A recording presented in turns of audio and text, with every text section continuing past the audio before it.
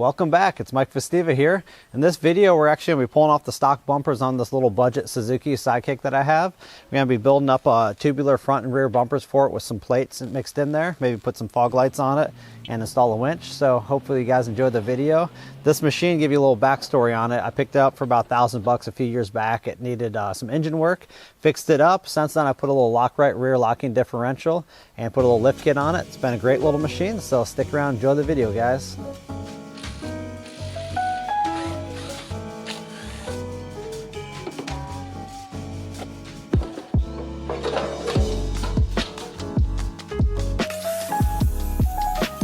So starting off, we're actually going to be bending the upper middle frame tube for the front bumper, and I'm actually using a 4.5 inch radius die. This is a 1.5 inch tubing, 1/8 inch wall. So I picked up this winch this winter. Got it for a super good price on sale. It's a 5,000 pound Badland winch from Harbor Freight. I think I paid around $140 or $150 for it. And basically it's one of the biggest winches they sell for like side-by-sides. I know some of you guys are gonna think this is too small for this machine. It might be if I'm trying to pull it up a vertical cliff, but I just not gonna be using it that way. I want something if you're stuck in a ditch or something like that, or off the side of the road, you can pull yourself out with the assistance of the vehicle. But this vehicle is very light. It's 2,300 to 2,400 pounds. This is a 5,000 pound rated winch here. And like I said, it was a side-by-side winch, but you got to keep in mind, I pulled up in town before next to a side-by-side parked in the parking lot. Heavy duty dune buggy one, 4-seater. This thing's actually shorter than it. The common rule of thumb with winches is usually get a winch that's twice the capacity of the vehicle. So 2,400 pounds is a 5,000 pound winch. But we're going to be mounting it somewhere up here, tucking away up in the front bumper. I know I'm adding weight to the vehicle. The stock bumper is very light, but I'm going to try to keep the weight down on this bumper, and that was why I wanted to go for a smaller winch. And just keep a nice light bumper tucked away up here, and I'm sure it's going to be adequate for what I'm going to be planning to do with it.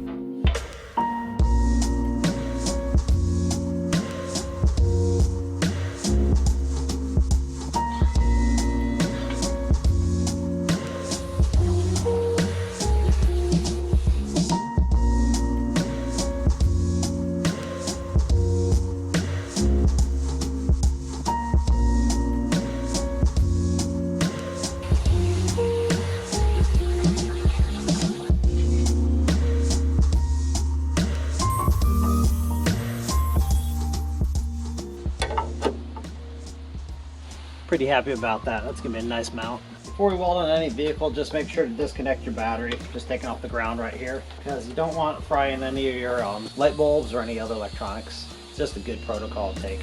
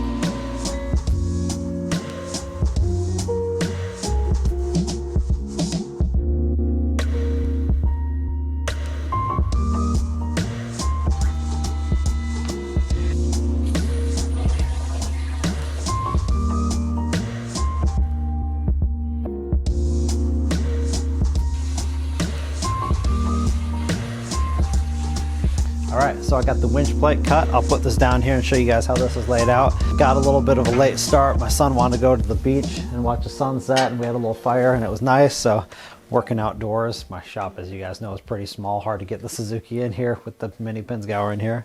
Here's a stock plate that came with the winch. It'd be fine for most applications, but this thing I didn't want to use it. This would bolt onto here. So I opted for just drawing up these parts. Winch is going to mount like that. This is going to get welded on and gusseted, and that's going to go like that. Should be a nice little setup. And I'm going to probably take this outside after this, tack it on, and call it a night. Finish it up tomorrow.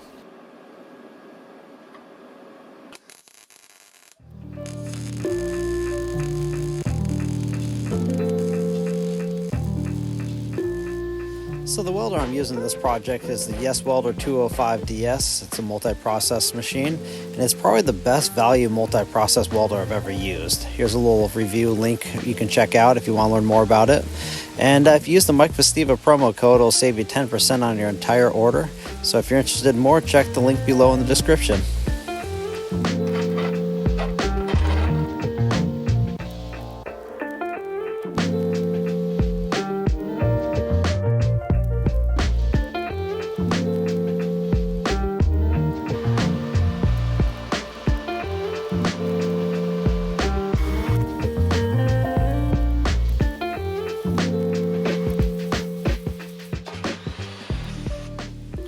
So I'm cutting out the main lower tube. This tube is going to actually curve up at about a 30-degree angle, and all the other bumper tubes are going to be welded to it, and I'm also going to be welding on bumper brackets.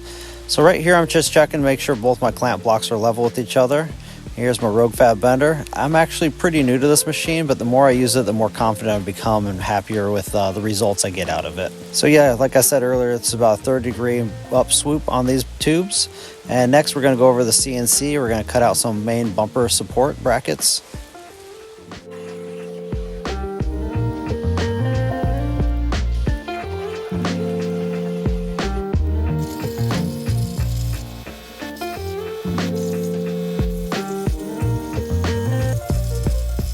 So one of the best things about having a CNC in your own home shop is so when you're actually cutting out brackets like this, the bolt patterns always line up perfect and identical.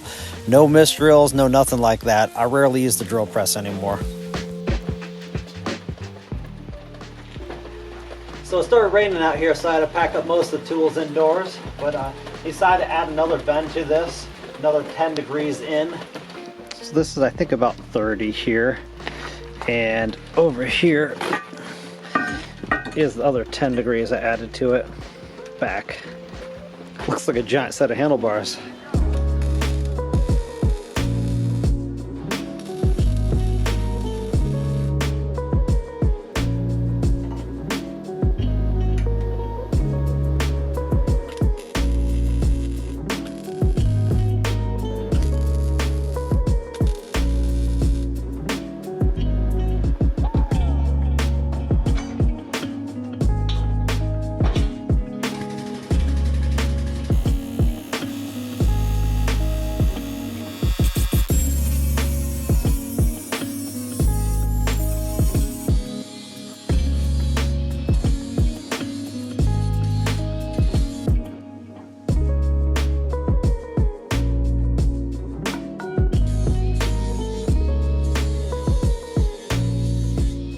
All right, finally got this piece fitted in. A lot of notching and grinding with the angle grinder.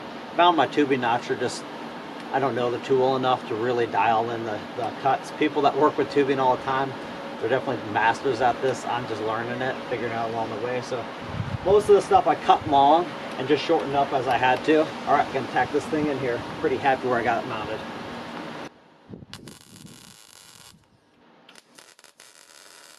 I'm going to come back through and just follow the line of the fender here and cut it off and cap it in, I think. It's coming along. I was kind of doubting the project a little bit yesterday when it started raining. I hadn't had all the tubing on here and kind of bending it around and trying to come up with something that I like the look of. And I had some LED lights, some I think 3-inch floods I ordered. I was hoping to put them in here when I fill this in. We'll see if I do that or just dimple dye some plates. But I'm thinking about filling this section in as well. So I got the tubing cut for this side. Before I put on here, I figure I'd show you guys what the notches look like.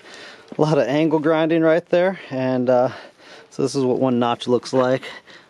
Here's what the other side looks like. So that's kind of how that guy fits. And that guy, like I said before, I had my tubing notcher tool. I haven't used that much, but found with all these really long angles, it was easier just to kind of cut the pipe off at the right angle with the angle grinder, and then just kind of slowly start working your way down. Try not to cut too much, and should be able to weld all this up no problem.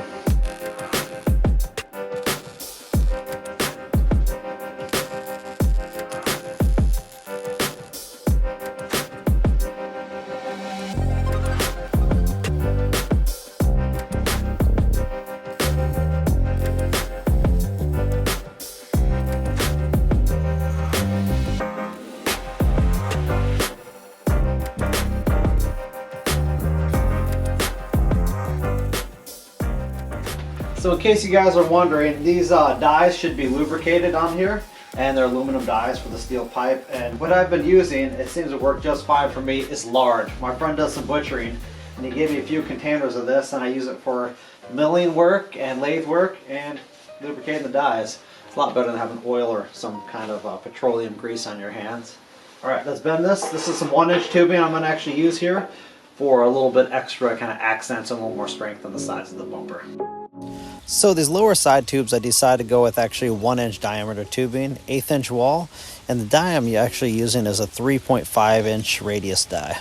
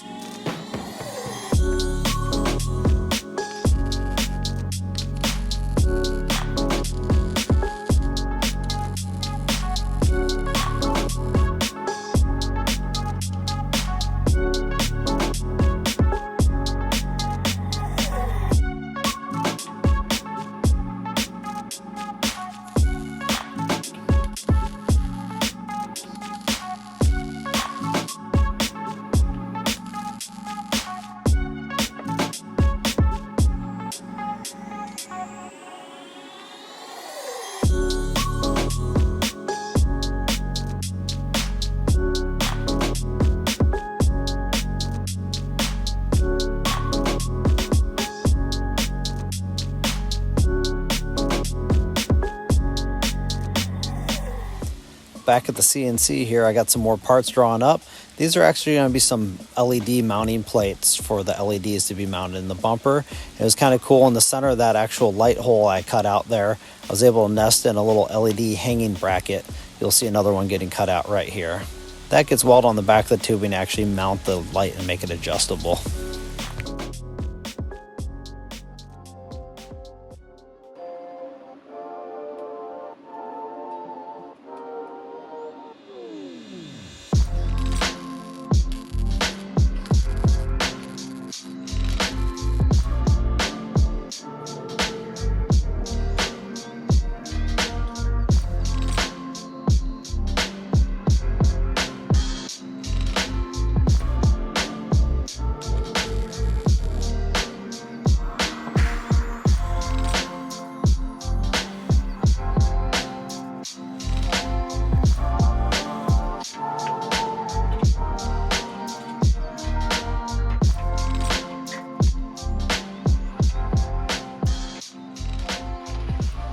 Alright, with these floods on the side kind of pointing out a bit, and this is a flood spot combo, I think it's going to have plenty of light for off-roading.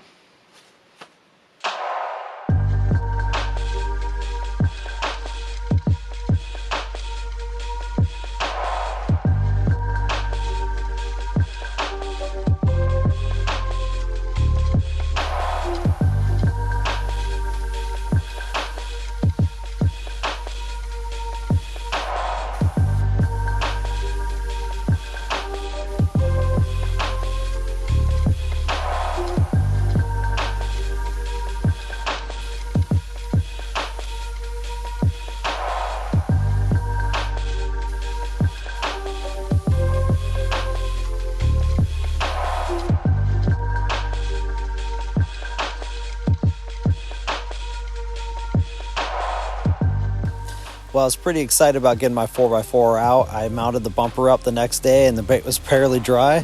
Took it out, did some trail driving, got into some mud and did a few little hill climbs in a gravel pit. And actually eventually found some snow in the higher elevation. What do you think? End of the line for these guys? I think they're done camping. I guess they didn't have AAA on this one. Bummer.